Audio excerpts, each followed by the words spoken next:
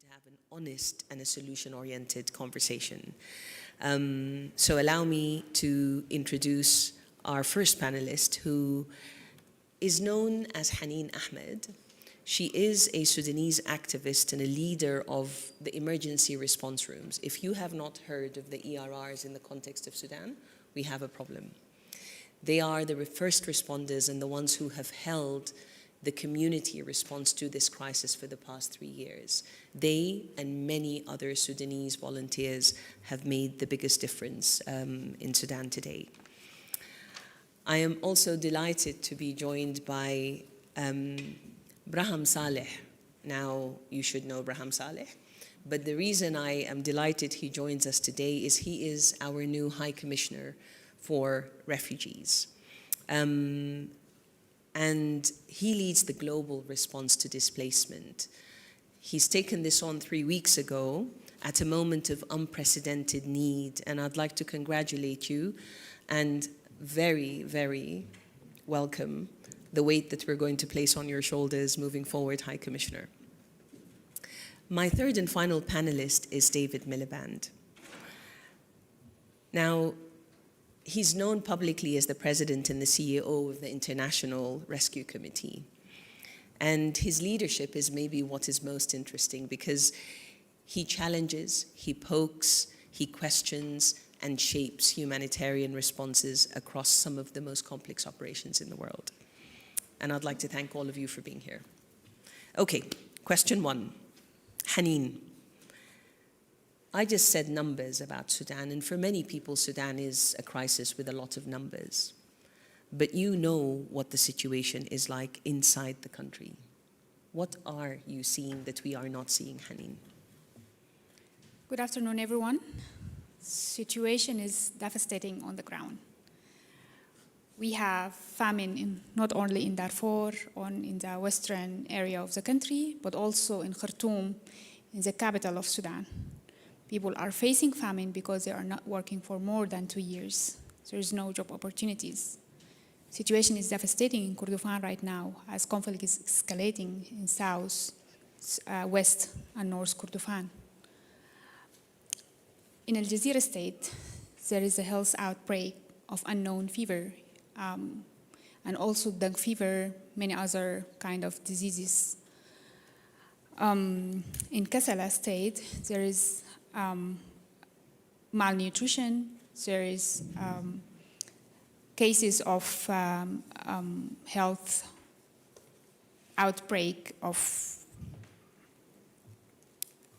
GBV cases as well also in Port Sudan, and in the northern state people are fled. So, and these states they have very weak infrastructure, so they are not able to receive these numbers of the refugees.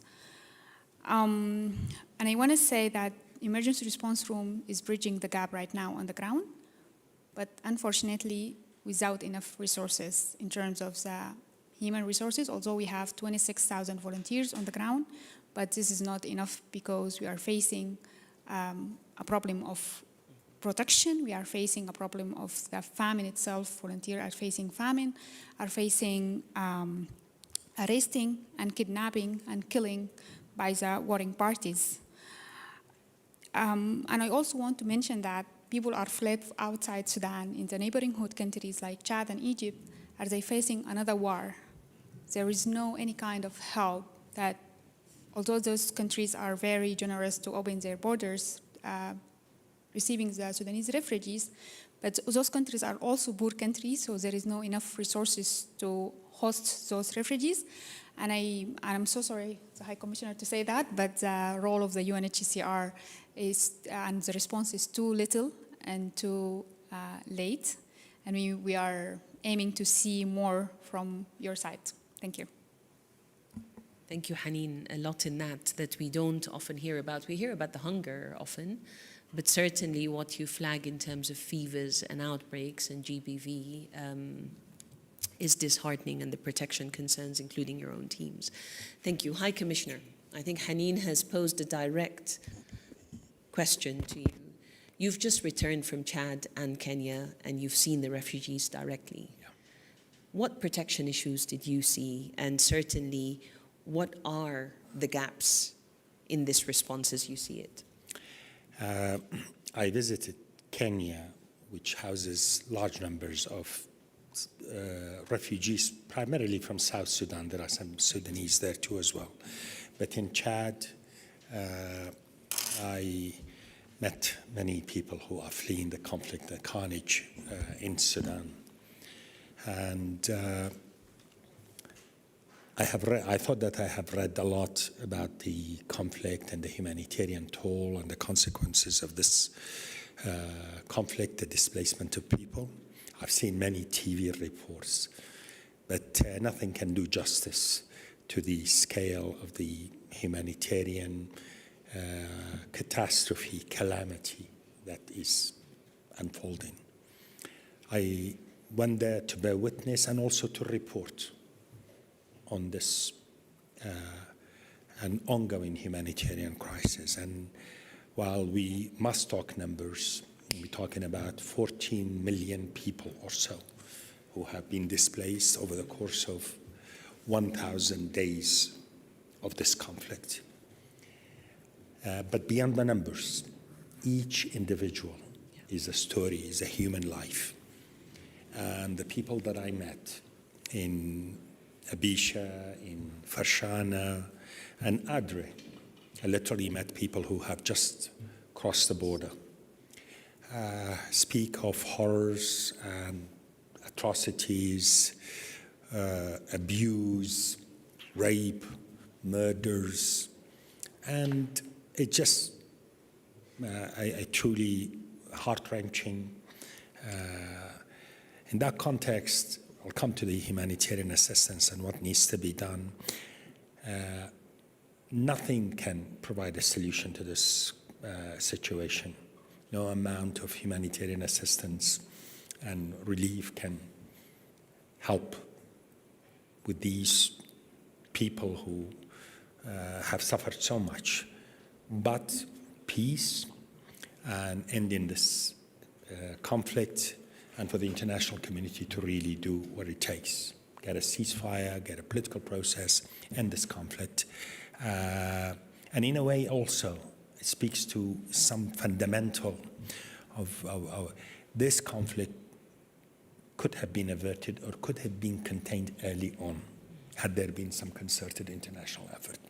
Now the international humanitarian response is left dealing with this. In the same context, I have to say, one is humbled also by the open border policies of these neighboring countries, certainly Chad, in this case where I was visiting, and also Kenya, for them to open their borders, allow these people in, and the host communities welcoming them, the government being remarkably open. And we can talk about some of the plans that these governments are advocating and are adopting, which are also noteworthy.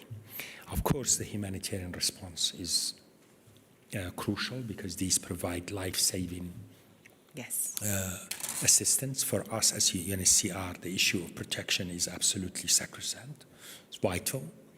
And as they cross the border, this is where protection is provided, and we have quite an operation across the border, but also delivery of shelter, humanitarian assistance. And I will tell you, I mean, in answer to Hanin's,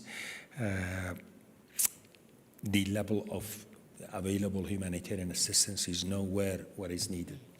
I was, I mean, if numbers that the number of 10 liters of water per day per person is available, far, far, far below what is needed for emergency level of requirement. Talking about medical support, certainly for mental health, reaches about only 16% of those who are in need of it. You're talking about shelter, 1 in every 3 families who need shelter. So I'm open about it. I mean, this crisis is happening at a time of immense cuts in the aid budget and the humanitarian assistance budget. And the host nations are also suffering terrible burdens and huge burdens, but there are also amazing initiatives that are taking place dealing with this, whether it is in collaboration with the other UN agencies. And I want to report that I have witnessed the UN collaborative effort through the RC system, Humanitarian Coordinator System, and collaboration of the different agencies, whether it is WFP, whether it is UNICEF, whether UNHCR, of course, they're being in the lead with these matters, is a good way of moving forward. But again, my message to the world, this conflict has gone too long, that we need to end this conflict. International, regional, concerted efforts need to be brought to bear to end this conflict. But in the meantime, we need international support, we need assistance to people who desperately need it. And in the case of Chad, the government has adopted very progressive policies of inclusion, allowing access to legal systems, even job opportunities, and documentation, and you name it, and to integrate these displaced communities into the local economies as part of a more holistic approach is the right way to go forward, though. Thank you very much, High Commissioner. 10 liters per day for water, 3 families in a shelter, and needs continue to press as people cross the borders. Takes us straight to you, David. You've been working in Sudan and around in the region, and you have seen many crises. And suffering isn't comparable. Suffering is suffering everywhere in the world, I often say. But it would be great to get your insight on how does this crisis compare to other ones as you see it? Well, thanks very much. It's good to be here. I think that we have to understand that the Sudan crisis is an avatar for what I would call the New World disorder. President Macron yesterday said that there are 60 conflicts going on in the world, and he's right about that. Sudan is remarkable, above all, for its size. 33 million people in humanitarian need. It's the top of the International Rescue Committee's emergency watch list, which is our data-driven assessment of humanitarian crises. But we also have to understand it's the largest ever recorded humanitarian crisis since records began. So it's distinguished for that reason. But I say that it's an avatar for the New World disorder for the following reasons. First, the neglect that Barham has rightly spoken to started when the civilian government came in 2019 to 2021 and was not properly supported by the international system. Remember, Sudan had an opportunity after 2019. It's an avatar because it's a civil war. It's a rather it's not really the right term given the brutality there's nothing civil about the war.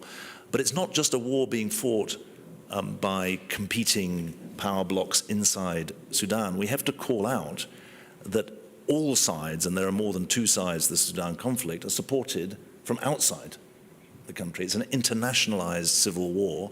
Every single neighbor of Sudan is on one side or another, and countries further afield into the Middle East and the Gulf are significantly involved. It's an avatar because civilian death far outstrips the killing of soldiers. So civilians are bearing the brunt of the conflict. And the absolutely grotesque levels of abuse of civilians give lie to the idea that international humanitarian law, that the writ of humanitarian law runs. It doesn't in Sudan. We have 500 International Rescue Committee staff working in Sudan. We have a significant presence in Tawila in the west. The stories of people coming out of Al-Fasher are absolutely chilling. And the survivors are in some ways the lucky ones, but the stories that they bring are absolutely horrific. I think it's also important to say that there are 2 other reasons why the Sudan crisis is an avatar for this New World disorder. The paralysis of diplomacy is very, very striking, and we can get into that. But also the global response is so limited. 28% of the UN appeal is funded, and in a way funding is the easiest thing to remedy. But it seems we're turning it into the hardest. Just final point I want to make. This conflict is not static. It's the battle lines are fluid. The east of the country is more or less conflict-free at the moment, but the conflict in Darfur remains despite the fall, or subsequent to the fall in Al-Fasher, and we're especially concerned about what's happening in the Kordofans, if you like, in the middle of the country towards the South Sudan border, where there's active conflict and encircled cities that portend further horror ahead. And so I think this, the signal that we have to take is that what starts in Sudan, as Barham very clearly demonstrated, doesn't stop in Sudan. And so there's a brilliant piece by Alex de Waal in the latest issue of Foreign Affairs, where he says there's no such thing as a local crisis in the Horn of Africa. And I think that's a really important note to remember. Absolutely. And thank you also, David, for your insights. Avatar is really an interesting way of characterizing the crisis, and a good one that we can take forward. But there are no local crises, I would argue, in the world, actually, not just in the Horn of Africa, but especially in the Horn. Conscious of time, I'm going to ask you quickly, what do you think needs to change and who should act? Who would like to start? I think reinvigorating diplomacy and basically bring about a peaceful end. There may be two ambitions, but basically get a ceasefire in place and allow people. And that is certainly a requirement. In the meantime, we really need to step up in terms of providing more assistance and available. And I will also say, we as UNHCR, and for that matter, the international agencies, we really need to look at improved ways of delivery and focus on sustainable responses, focus on solutions that develop self-reliance. And I've seen this in Chad, and I've seen it, of course, in Kakuma and elsewhere. I mean, the things that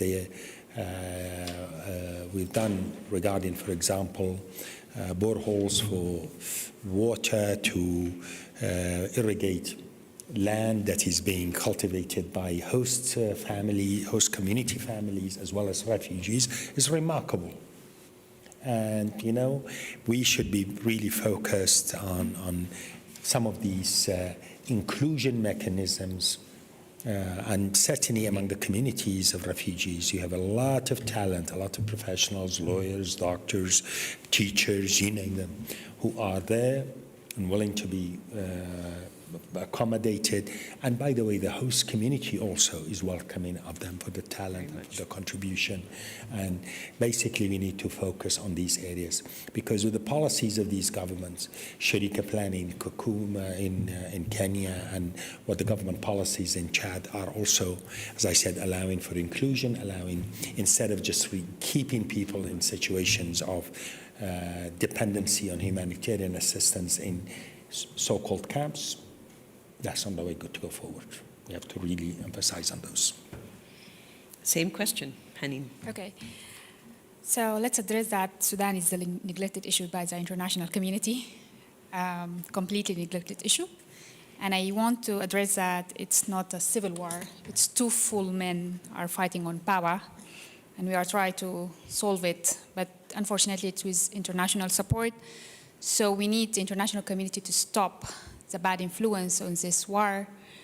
And then we can, I think we have the ability and we have the willing as Sudanese people to solve this destroying by the war. And we need kind of the food security in terms of, and cash assistance with early stages negotiation and consultation for the grassroots. Also, we need to strengthen the local capacity for and support the community-led solution, like emergency response room and mutual aid groups, more localized and decolonized fund.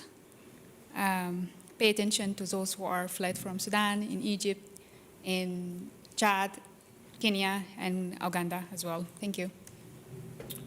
Thank you, Hanin. Well, I think the story of Sudan's war is a story of impunity. And the only way to tackle impunity is through countervailing power.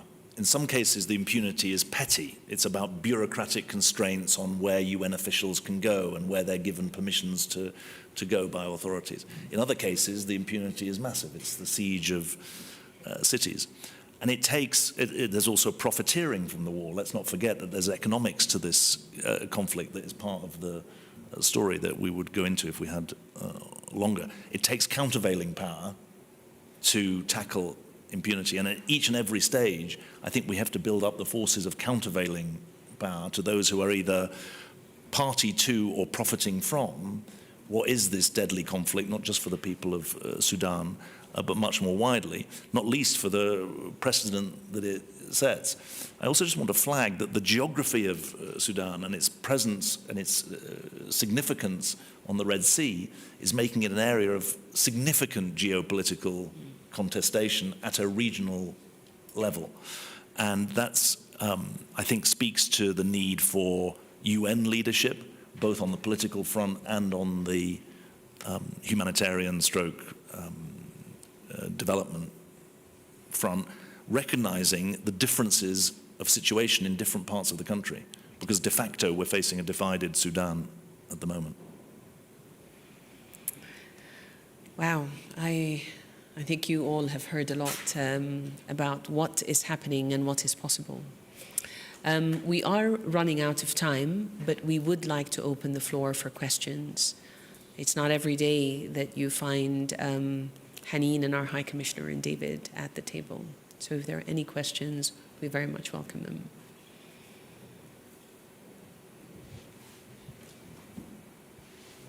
Sir.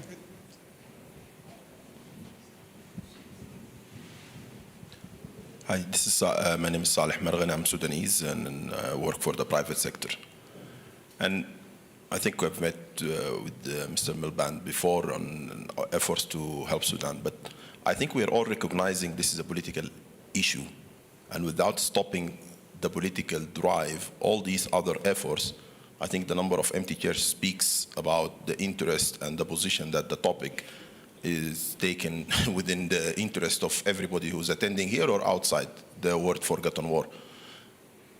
What efforts we are actually doing to extend that political pressure to bring the topic to the center? Because so far, all what I'm hearing, and with my due respect to all the panelists and people who are talking about the issue, is a, I would say, camouflaged talk about the involvement, the outside involvement in the war, which without stopping the profiteers from the war, stopping the economical wheel from turning, and stopping the external drivers, stopping the hunger is an immediate need, but it will be a daily issue and it will continue. We could be meeting, if we get more years, we could be meeting here in 30 years discussing the same topic if we're allowed the space. Yeah. Thank you. Right, thank you for the question. Please. This is particularly for UNHCR. I'd like to ask you if what moves you're going to make to increase transparency of UNHCR and the costs of UNHCR. This is something that we've been pressing for a long time, and there's been very little movement. Great. High Commissioner, would you like to start? I think I am, as the newly appointed UNHCR, we are looking at our structures and processes, and we have a management review that we will be launching with the idea of increasing efficiency and accountability, and for sure transparency. And by that I mean the following. Of course, there are already a number of auditing requirements and processes by which my hope is that to really look for a more real-time monitoring and delivery process utilizing technology that is available out there, and I consider it to be very important because that needs to show the leadership of UNHCR, efficiency, of course, but also donors who would like to see how their contributions are being delivered on. I mean, again, we can talk numbers about what are the efficiency rates, how much of this assistance is getting to the people intended to. My motto is that there is always room for improvement and there are always ways that can be done. That dollar that we acquire from a donor and commit it to a given project, we need to demonstrate and as real time as possible about how that is going. And we're looking, by the way, in that context, to the concept also of the UNHCR becoming a convener as well, to provide delivery of services and assistance the most cost-effective way. This should not be about institutional turf. It's about the refugees that we intend to. The UNHCR's role is absolutely crucial, central. Protection, provide emergency assistance when needed, and of course, working for durable solutions too. In that context, certainly in the context of delivery of humanitarian assistance, we should be looking and open to finding what I consider to be the best and most cost-effective ways of delivery, because I remind myself and my colleagues in the leadership of the UNHCR, we are mindful of the reality that this is assistance allocated for the people,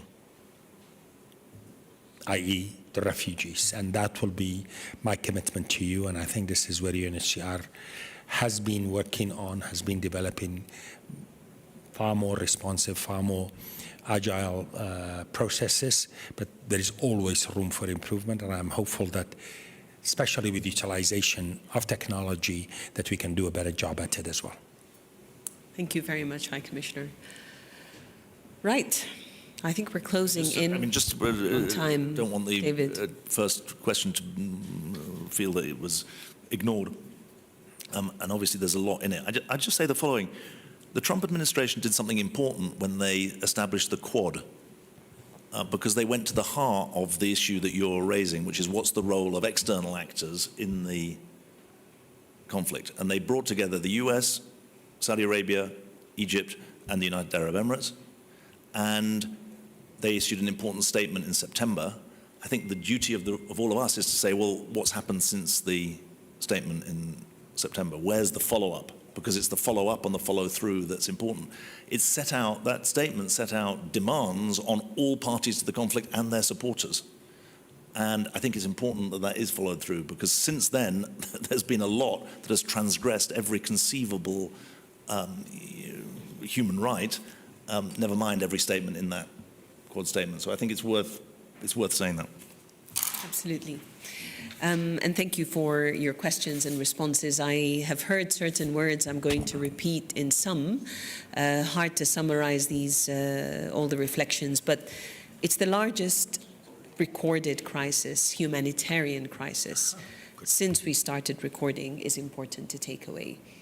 For mothers and children who are suffering hunger and disease and shelter needs, it isn't a long-term issue, it is an immediate issue. They need assistance today, while the powers that be also are able to find the longer-term solutions. A peaceful end, as you put it, High Commissioner, is critical. Absolutely. But with it, we need humanitarian assistance that goes in to respond to the almost half the population that is in need today across Sudan, because there are needs in food, in cash, in health, in education, in shelter. Across the gamut, there are needs. And I really liked what you said, Hanin, about the importance of anchoring this in community solutions, in local actors, and empowering those that are able to respond. And then finally, to the regional context of this, to the generosity of neighbors who've opened borders and host communities who sometimes have less than the refugees crossing and have been incredibly hospitable and welcoming. We are extremely grateful, but the burden has to be lifted from poor families who are accommodating ones in need, and our assistance has to be lifted to cover all of them. So a massive thank you. Sudan is not a background crisis, it's a forefront crisis, and we really look forward to your voices elevating this and asking for more assistance and more peace to take us forward. Thank you once again to my esteemed panel and to EF for hosting us today, and to those of you who made the time. Have a lovely day.